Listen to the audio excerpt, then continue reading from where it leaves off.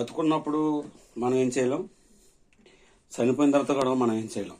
ఎందుకంటే నమ్మకం, మాట, బతికించాలన్నా మనిషిని కిందకి దిగదార్చాలన్నా మాట మీద నిలబడే వాళ్ళు ఎంత దూరమైనా సరే బతకగలరు. పక్కలేసి బోకర్ పని చేసే వాళ్ళకి, సెటిల్మెంట్లు చేసే వాళ్ళకి, పూసర వీళ్ళగా పార్టీలు మార్చే వాళ్ళకి ఈ భూమి మీద చోటు ఆ దేవుడు ఉండనివ్వకుండా చేస్తూ ఉంటాడు. అంటే 10 రూపాయలు ఆశించి వచ్చి తప్పులేదు, కానీ 10 రూపాయలు ఆశించి పక్కడి జేబులోంచి 1,00,000 రూపాయలు కాజేయడం తప్పు, నేరం, ఘోరం. చట్టం ఎవరు చుట్టమో కాదు, ఒకటే గురి, ఒకటే దారి.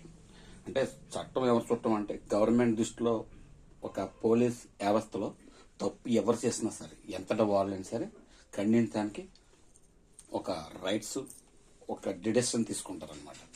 అంటే మనం చేసిన తప్పుల వల్ల కొన్ని కుటుంబాలు బలైపోతాయి. ఇప్పుడు హెల్ప్ చేయండి తప్పలేదు, టీ ఇప్పించండి, టిఫిన్ ఇప్పించండి, భోజనం పెట్టించండి తప్పలేదు. మధ్యదారిలో అడ్డంగా మన బుక్ అయిపోతాయి, చాలా అన్నిటికీ దారితీస్తుంది.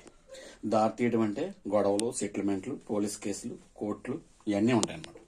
అంటే ఎవరి నోట్లో ఏముందో నాకు తెలీదు. మంచి చేద్దామన్న వాడికి మాత్రమే నేను పెట్టే ఈ సొల్యూషన్. ఈ తొక్కిచ్లాట్లో నా ప్రాణం పోయినా దేనికి కూడా వెనక అడిగేసి పరిస్థితిలే. ఇదని చెప్పిన ఈ భూమి మీద బతుకుతున్నామంటే పాపం చేసేవాడికి చోటు ఇవ్వరాదు. నేరాలు, ఘోరాలు, చంపడాలు, చచ్చిపోవడాలు తప్పు. ఆర్మీ జోహార్లకి, ఆర్మీ సిపాయిలకి, ఆర్మీని మనం ఎల్లప్పుడూ కాపాడాలి, రక్షణ కవచమై ఉండాలి.